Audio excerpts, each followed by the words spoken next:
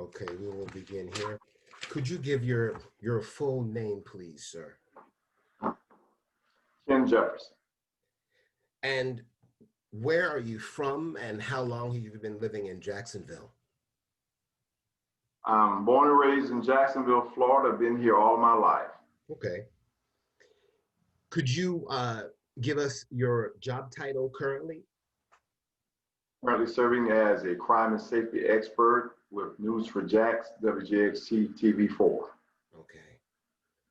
And could you tell us the years you worked for the Jacksonville Sheriff's Office? And could you also tell us what parts of the city that you worked in for Jacksonvillians who are familiar with the city? Could you tell us how long you worked there and where you worked? I began my career with the Jacksonville Sheriff's Office in August of 1986. After 24 years, I retired in October of 2010. My area of service when I was a beat patrol officer, I served the entire Jacksonville area at one time or the other, the north side, the east side, the west side, as well as the south side. Did you, while you were a police officer sort of working all over Jacksonville, was there one area that you concentrated in, or would you say that you sort of were spread out all over the area? I was basically spread out all over the area. Okay. During the training, when we trained for 3.5 months with another officer. So you get 3.5 different areas of town. However, once you get your permanent assignment, you're there. But my permanent assignment consisted of being in all of those areas that I just mentioned, north, east, west, and south. When I interviewed an officer from a little bit of an earlier era, and he mentioned that there were parts of Jacksonville when he was an officer where he, as a black officer, where he was restricted from. Have you heard of that before? Have you heard of that history? Absolutely, I've heard of that. I heard of that before I was employed there. When the first African American officers were hired, they were restricted to an all-black area only, and then they could only arrest African American people. If they came across someone of another color, they had to call a white officer to execute the arrest or make a decision on the arrest. Did you ever have any interactions from officers in that era in which they expressed how they felt about that situation or what they thought about it?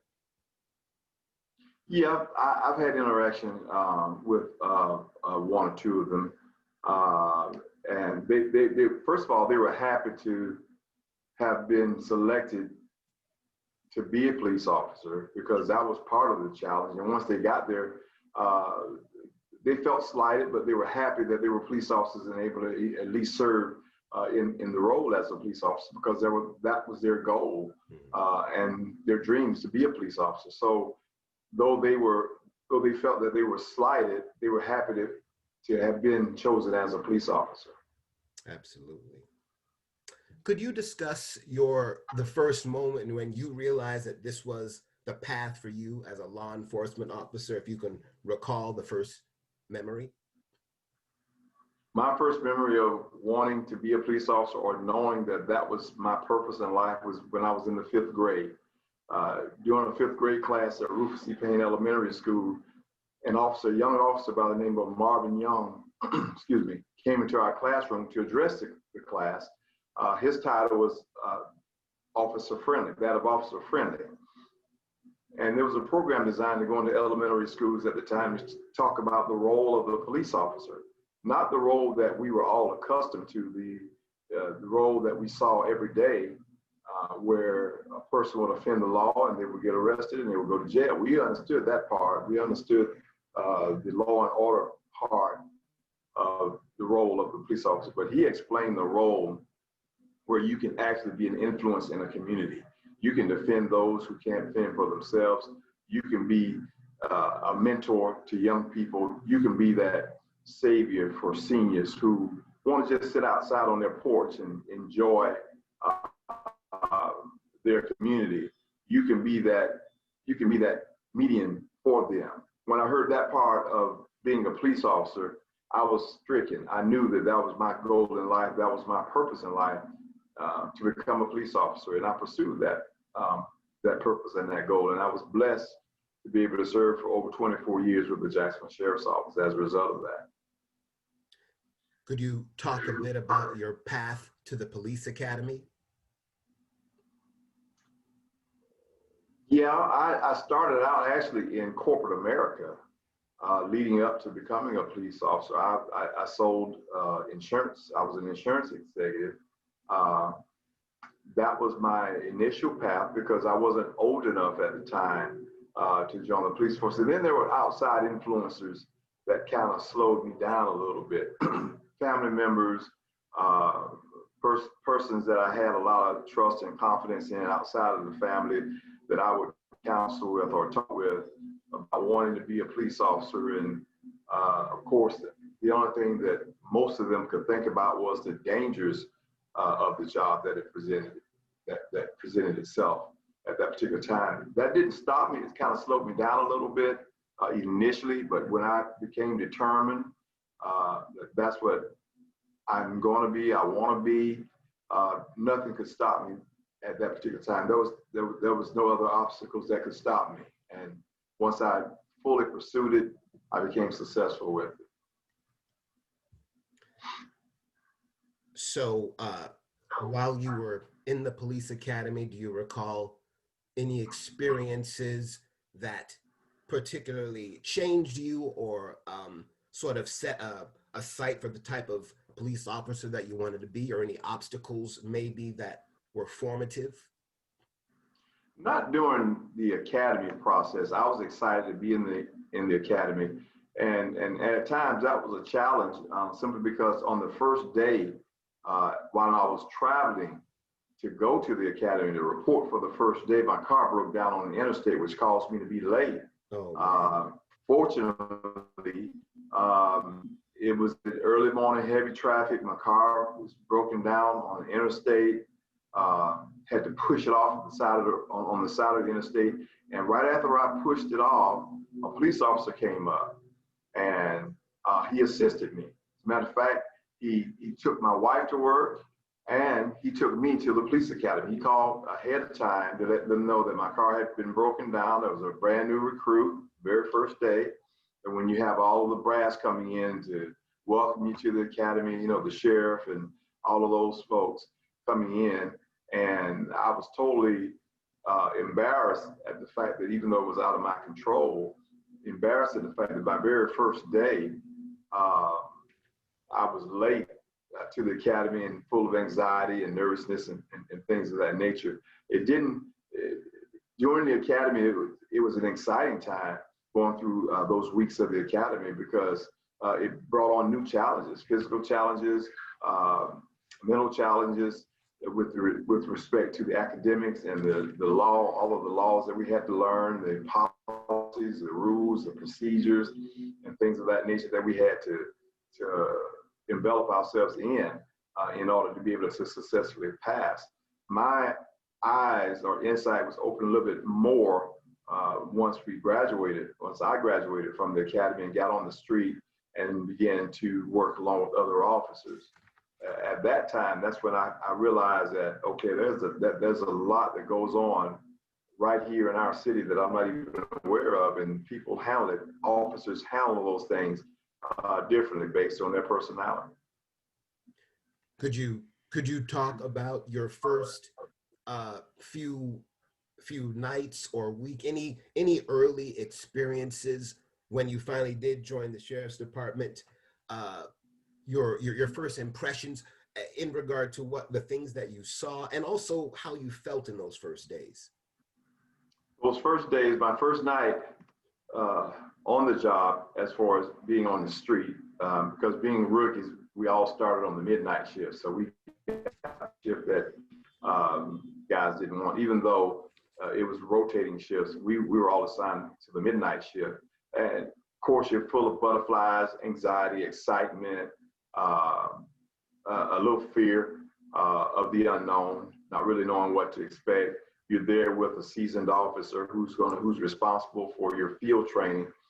So you've got all these emotions going on. Then you've got the police radio that you're now listening to. You didn't listen to it in the academy, but you had to be familiar with all the signals so that you'll be aware of the language that was going on and what was actually being dispatched out, whatever. It was exciting. It's full of anxiety, full of butterflies in the stomach. My very first felony call, it was a burglary in progress, is the way it went out. And it was at a convenience store. The burglar alarm had went off, and once we got there and parked the vehicle in a tactical manner, we checked the building. There was no outside evidence of forced entry, no glass breakage, no doors pried open or anything. We looked inside, we couldn't see anyone. And as a rookie, I'm thinking, okay, this is a false alarm. Well, my seasoned officer, my training officer said, no, let's call the fire department, have them bring a ladder over and check the roof. And so we did, check the roof, and saw that there was a possibility that someone may have gotten in through the roof, through the AC unit. So we called the business owner, had the business owner meet us out there, and we called the K9 unit. K9 unit got there. We got out of the store after we checked it all out. There was a burglar hiding in the ceiling. Oh, wow. And that was my very first arrest. And to be able to watch the fire department work together with us opened my eyes to the different ways that we can find people, we can do police work, we can search out buildings and things of that nature. So my very first arrest was a felony arrest and charged this individual with burglary to a business. That, as I'm sure you know, many social observers have said that there are in the city area and urban areas, there are parts of town that might be more or less prone to crime. And I'm sure as an officer, you observe lots of areas that I'm sure that you saw that there were issues in society that could be helped, that could sort of help these areas. When you were working for Jacksonville, were there parts of town where you were told or encouraged this is more or less dangerous, and did you find those things to be the case? Absolutely, and that's just like any city, any town, any municipality. You've got your pockets where violent crime is more prevalent than other areas of town. As a matter of fact, one of the areas of town was an area that I grew up in. I was responsible for riding that beat at times, answering calls for service there, and understanding that, you know, this is a more dangerous area of town than another area of town. And I've worked in both. I've seen the difference. The people respond to the police differently. The community in the area where more violent crime tries their best to distance themselves from the police. For the most part, you've got a lot of good people in that community that just want to live and want to be successful in raising their children and doing the things that we all want to do. We all want to see and succeed with life. But you've got those pockets where you've got violent crime going on, you got auto thefts, you got burglaries, you got robberies, you got sex offenses going on. And sometimes in certain areas that's more prevalent than others. And unfortunately, it was more prevalent in an area where I grew up in. And the way you have to respond to that is the way you respond to any other area of town. You've got to be the authoritative figure, that third party that does not take one side or the other, but there to listen to both sides and then make a decision as to what has to be done to resolve the issue. Or when you're responding to what we call a hot crime, a crime in progress, you've got to be on your P's and Q's, because it doesn't really matter where you come from. When you're responding as a law enforcement officer, all they see is the police, and you're just in just as much danger if they know you as if they didn't know you. So would you not say that your familiarity with that area made you maybe a little more comfortable than an officer who had never spent any time in that area? Would you say there would be a different, no? You never want to get comfortable in any area, whether you're from there or not. You might know the people may know you, but when you get comfortable, you're letting your guard down. That's when they're going to take advantage of you, because some of them resent the fact that you are a law enforcement officer. Hmm. Some of the guys that I grew up with resented the fact that I was a law enforcement officer. They felt that that was something that I turned into an enemy of them or something, you know. So you've got to be aware that you cannot get comfortable to the point where you let your guard down. What it does do, it allows you to make contacts or informants, people that'll give you information to where crime is going on. And sometimes it allows you, it helps you to be proactive in preventing some things from happening if you know in advance. A good example would be in a certain area of town, I got to know the people got to know me, and without compromising them, I would just ride in that community and park my car and do a little paperwork. And while I'm doing paperwork, people will walk by without stopping, and sometimes not even without looking, and tell me where a stolen car was, or tell me who did what, or whatever. And that's how you build your relationship. That's how you build the trust with the community. You know, if they're seen standing up talking to you, even if they know you and they're asking you how your family's doing, the perception is you're snitching. The person talking to the police is snitching. So that person then becomes a target. But when they're doing it the way I just described, when they're just walking by and tell them, and I've recovered stolen cars that way. I've captured criminals that way with information. This is well before we had laptops in the police cars. We didn't have the technology that they have today, which makes it a whole lot easier for the officers now compared to when I first started. So building up the community, building the trust of the community that you're responsible for, letting the people get to know you, you get to know the people, you get to know the habits, you get to know the trends, you can be very effective. What did you, Mr. Jefferson, what did you enjoy most about being a law enforcement officer? What gave you the most pride while you were on the job? You can call me Ken. I knew that this was my calling. So it never felt like work. It never felt like work.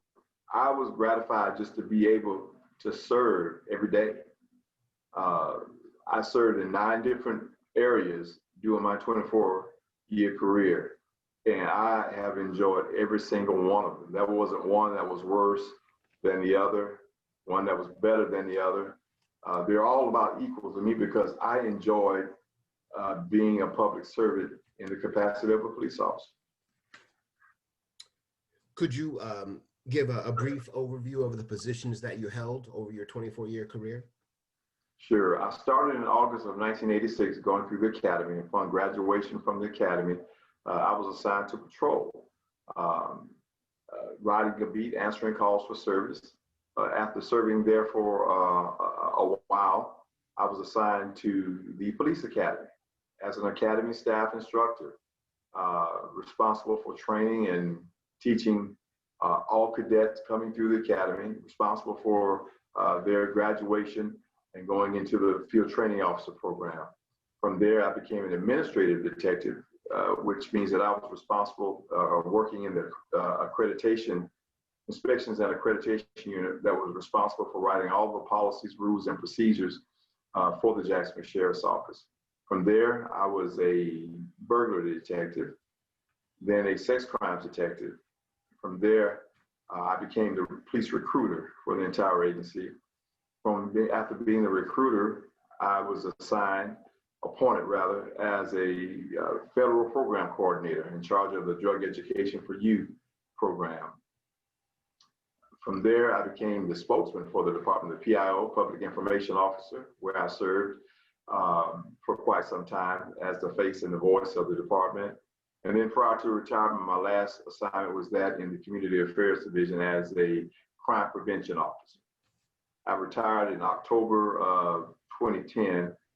Afterwards, I ran for office, ran for the highest office there within the sheriff's office. And then I went to work for WGXT TV4 as a crime and safety expert. Okay.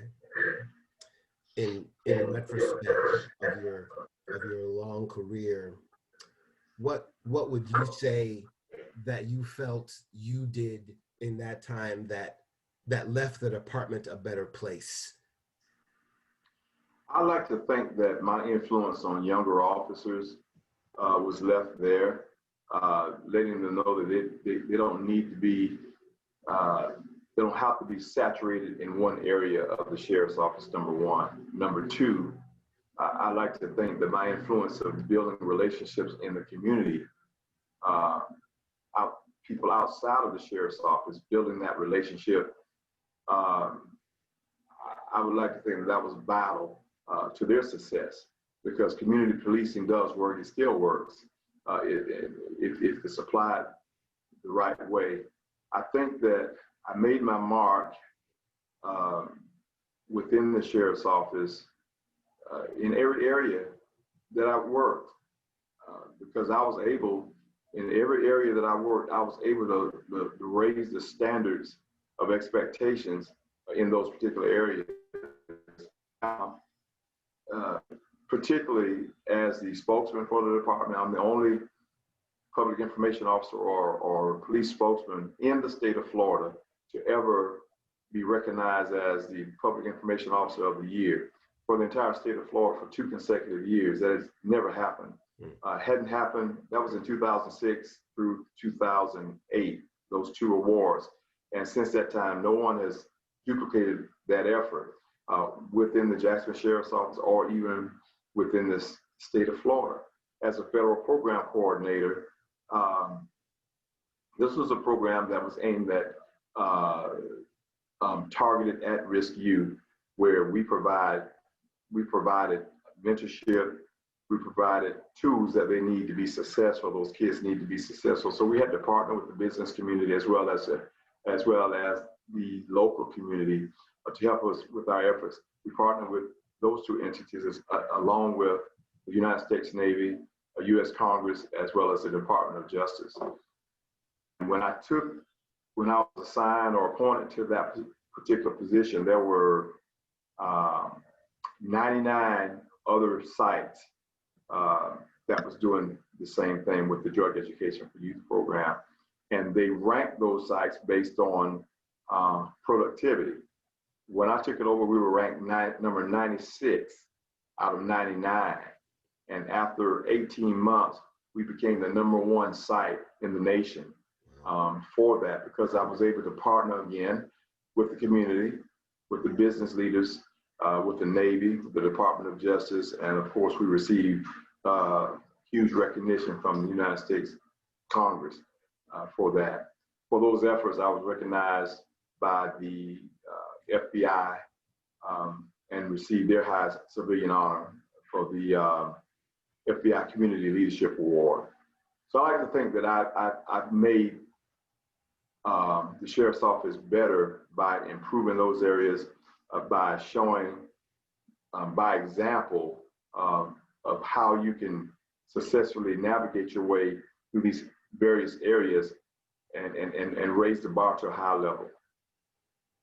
Well, Officer Jefferson, as a private citizen, I just want to extend my thanks to you for service to your community for all these years. Well, thank you very much. It's very kind.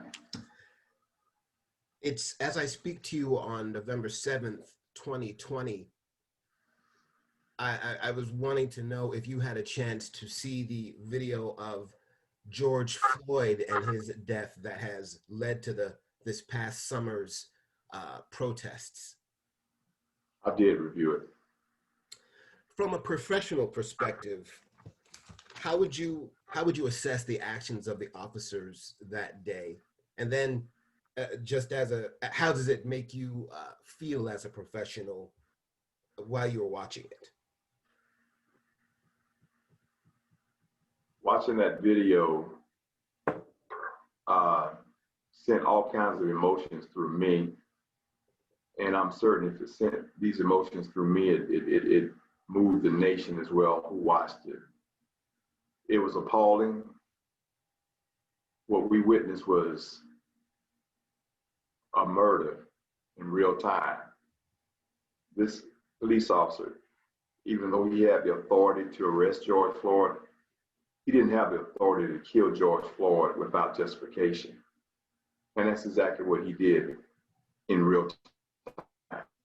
There's no police department that has a procedure where you would stop the airflow of an individual for over 2 minutes or almost 2 minutes with your knee on his neck or in a chokehold or strangulation or whatever. There's no department in the United States that has any kind of policy that says that that's acceptable at all. As a professional, as a police officer, that was murder, straight up murder that he committed on that particular day. These sort of things with regards to excessive force, excessive use of force, didn't just start. But what did happen was they just started being recorded, because everybody now carries a cell phone with the camera with the video on it, and they're capturing these images now. We see it all over the nation now, and we become appalled at it, thinking that what has happened to our various police departments who have these bad officers. Well, bad officers are in every department. You just have to weed them out, and it was in the past very difficult to weed them out because you had no compelling evidence to say otherwise. You had to depend on their recollection and their report and their word of what they said happened. Without any independent witnesses, whatever the officer says was the way it happened. When I think about an incident that happened in South Carolina, where an officer alleged initially that he got into a struggle with this black man, and the man took his taser, and he was afraid for his life because he knows that if the black man was to use the taser on him, he can take his weapon and kill him. Well, he did not know that he was being recorded, and the recording shows where the man was running away from the police officer. I have an 84-year-old mother-in-law who could have caught this man. So he wasn't a world-class sprinter. He was just jogging away from him, and the officer shot him in the back as he ran away. But he alleged that he tried to take his taser, and while this videotape was going on, the officer took his taser out of his belt and tried to place it beside the victim that he had just shot. So had that not been video recorded, the courts would have had to, and there were no witnesses. The courts would have had to taken the word of the officer, and he'd be a free man today. But fortunately, it was videotaped. He was indicted. He was tried. He was convicted, and he's now serving jail time. As I'm sure you know, many so-called experts have said that there's a racial aspect to these incidents of police abuse that we've seen all these years. Would you like to give your assessment of the role that race plays in incidents of abuse against citizens? I wouldn't say that there is a massive or an overall race bias. Everyone has a race bias, whether they want to admit it or not, in some kind of way. Everybody has, no matter what color, some type of bias, no matter what color. Mm-hmm. Blacks have a racial bias. Whites have a racial bias. Hispanics, mm-hmm. Asian. Everybody has a racial bias, right, in some sort of way. However, as a professional, you cannot let a racial bias dictate how you're going to treat someone or how you're going to execute the law. The law is plain, the law is simple, and it's direct. And you should apply it as it is written. regardless of race, creed, color, nationality. It doesn't matter because the law doesn't specify if you're black, treat them this way. If you're white, treat them this way. If you're Hispanic, treat them that way. It doesn't specify that. It's blind to all of that. It's just justice. It's just the law. But some things that happen tends to give you the impression that this was a totally racial bias incident. Mm-hmm. And I understand that feeling. I understand why they would think that way. Sometimes it is, but how can you prove it? Sometimes it isn't. How can you prove it? So it's a catch-22 situation.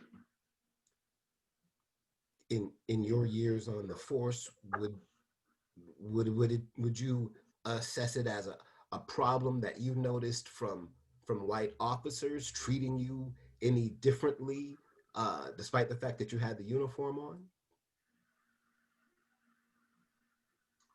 You know, as a rookie, everybody treats you differently because you're new, you don't know any better or whatever. But after you get over that rookie season, no. Right. They know that they can't get away with anything. Right. They can't get away with saying anything, and they can't get away with people of color or in a way that would show a racial bias. They tend not to do it in front of others, like myself, that look like me. That's not to say that it's something that's rampant. And let me just throw this in. Over 90%, officers, they do a good job. They respect the job. They respect the people that they serve. You've got that 5 to 10% that are rogue, that are bad cops. And that 5 or 10%, they're doing the job the right way and doing a good job. So in every agency, no matter where you go, no matter what rock you look under, if there's a police agency there, somebody's going to be bad in that agency. Somebody's going to be possibly corrupt in that agency. And until we weed that out, until we continue to bring awareness and attention to it, until we start regulating it a little bit more, it's going to continue. It's going to continue. I served as I said, a recruiter for the sheriff's office, but I also sat on what we call the oral review board. Oral review board is the final phase that you go through as an applicant to be a police officer. It's the final phase that you go through. This is after you've done your physical abilities test, your report writing test, your psychological test, your polygraph. And the fifth thing that you go through is the oral review board. That's where you get a chance to ask whatever questions you want to ask that particular person. If there's something that pops up in their background that is of interest to you or that might be of concern to you, that's when you ask those questions and see how they respond to those questions. That's the vetting process. And I think that agencies across the board has to do a better job of vetting individuals. When you're vetting a person, can you see if they're a racist or they have racial tendencies to be biased? Very hard, very difficult, because they know how to cover it up. And I'm not just talking about persons of a different color from me. They know how to cover it up. There are things that you won't find in a background check. Even though you go back 10 years of their life, everywhere they worked, everywhere they lived, every person that they've been in contact with, you try to go out and reach out and get a picture of who this person is. Do they have an ulterior motive of wanting to become a police officer? Do they sincerely want to be a police officer? Or is this just a job that they saw that had an opening that they decided they want to apply for? So the vetting process is intense, but I think we have to do a better job in light of the way we see our world going today.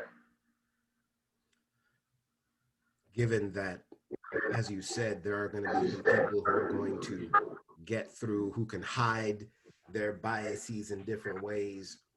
Do you or have you envisioned one or two other solutions that law enforcement agencies could use to increase to reduce incidents like this, like policies or institutional ideas that they can do, ways they can change the force? Well, like I said, it's very difficult because if a person successfully completes every step that you put them through and they successfully answer the questions in the oral review board, it's hard to deny them, even though they may be hiding something. It's hard to deny them.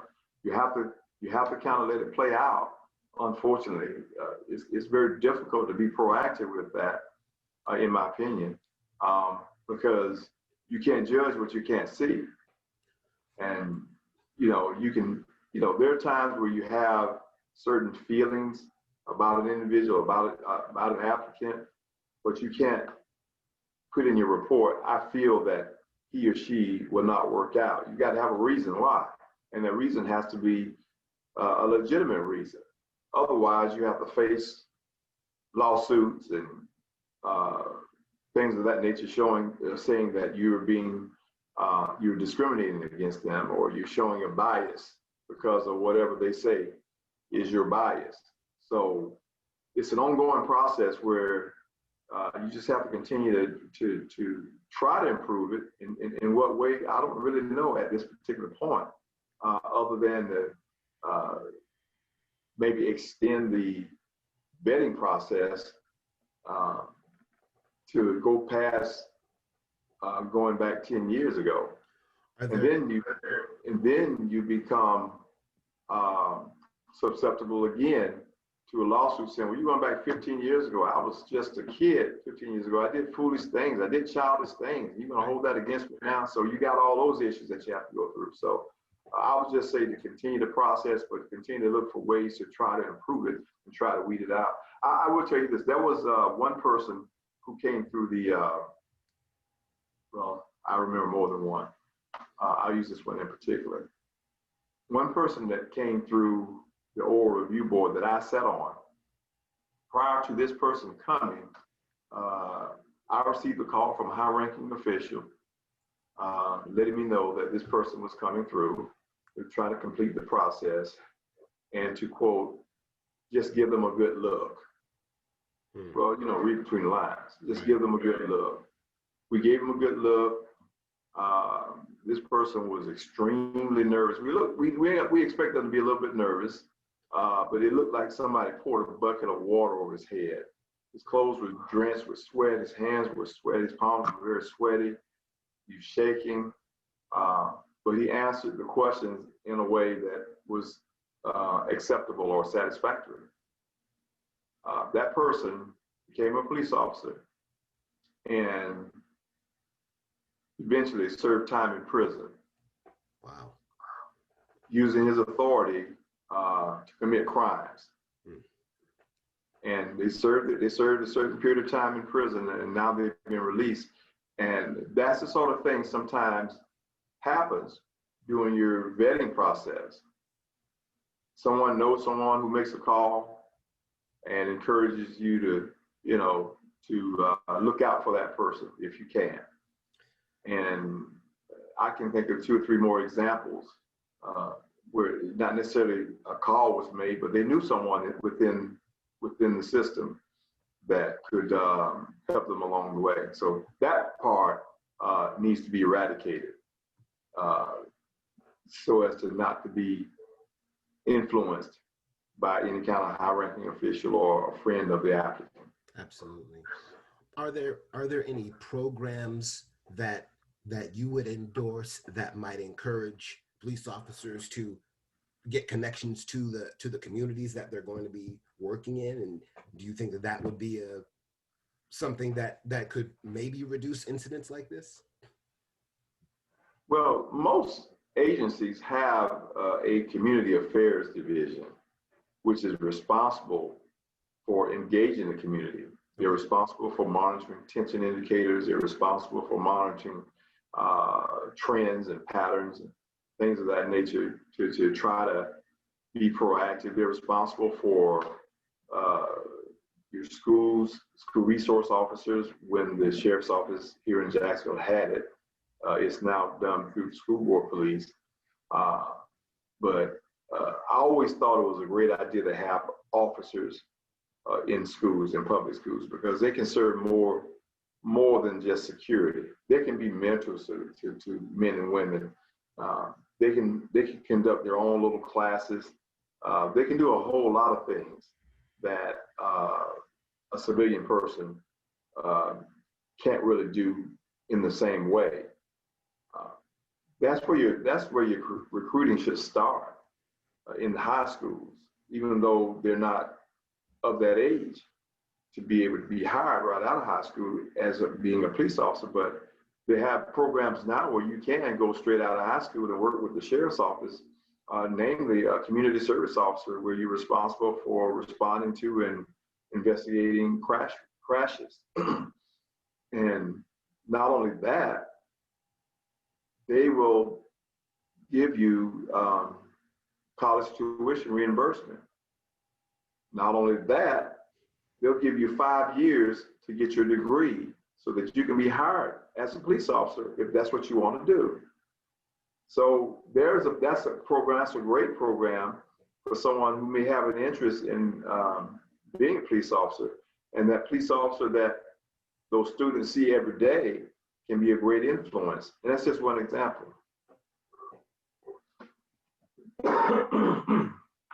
Excuse me.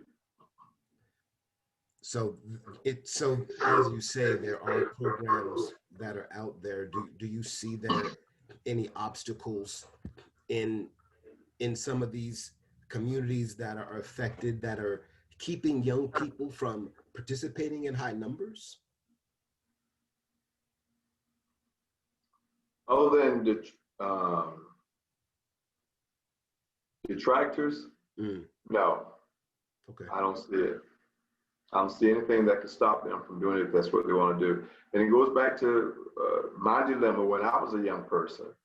You know, I allowed some family members, as well as some others that I trust, clergy and others that I trusted, to have an influence to slow me down, but it didn't stop me. Well, in conclusion, I was wondering, Officer Jefferson, if you could just maybe offer some final thoughts and reflections on the state of law enforcement and ways that we could, as I said before, keep it so that young people are influenced and inspired to become law enforcement officers, because they see that as a noble profession and something that there's no stigma in getting connected to. Just so far as what you think could bring some changes to our society like that. In 1986, the greatest piece of news that I received in August of 1986 was that I was accepted to go to the police academy to work with the Jacksonville Sheriff's Office. That was one of the greatest things in my life at that particular time. My emotions, my thoughts, everything that I had worked up to that point was coming to fruition, because that's what I always wanted to be. And I knew that from 5th grade. I knew when Officer Marvin Young walked into that classroom and spoke to us, and he commanded the respect that he did without opening his mouth. The whole room went quiet, went silent. And when he spoke with such clarity, he spoke with such assertiveness and authority. I knew that that's what I wanted to be after I heard him talk about the role of a police officer. So much so that I even joined school safety patrol that next day, be a patrol boy, as we used to call it back then. Throughout my life, throughout my career with the Jacksonville Sheriff's Office, every day wasn't the best day, but there were no really bad days because I enjoyed doing what I was doing. I knew that that was my purpose. That was my reason. Engaging the community, being out and about, meeting people, getting to know people, letting people get to know me. It brought a certain feeling of joy, knowing that these people depended on me. Every day when I signed on and I rode that beat and I saw these people, I knew that they were depending on me. I knew that when they were asleep and I was working their neighborhood, they depended on me to protect them, to serve them if they called, to be there. There's no greater sense of service than that of public service, in my opinion. Because what you're doing is you're giving yourself to others. You're the person that's running to the fight when everybody else is running away from you. You're the person that's running to where the shots are being fired when everybody else is running away from it, so that you can save somebody, so that you can stop somebody from doing harm to others. Being a police officer, despite what you may see on television, despite what you may hear from people who are anti-police or people who don't like the police, is a very noble and honorable profession. You may lose some friends, but as a wise man told me once, you never lose anything you never had. Some of my friends who I thought were friends turned their backs on me. They weren't rooting for me. They thought that I had turned against them and society by becoming a police officer. The craziest thing I ever heard. But after my first day on the job and having to transport someone down to the jail and then seeing one of my classmates on the other side of the jail, I understood why they felt that way. Because his life went in a totally different direction than mine, both involving law, but his was involving breaking the law. Mm-hmm. So if law enforcement is something that's of interest, I would say this to young people: if that is something of interest to you, research it. If you're still interested, pursue it, regardless of the obstacles that may come your way, regardless of how they may talk to you, regardless of how people may turn their backs on you. Pursue it, and you'll be rewarded. You'll find that it's a very rewarding career. Officer Ken Jefferson, thank you so much for speaking with us today. Again, it's November 7th, 2020. Thank you. You're very welcome.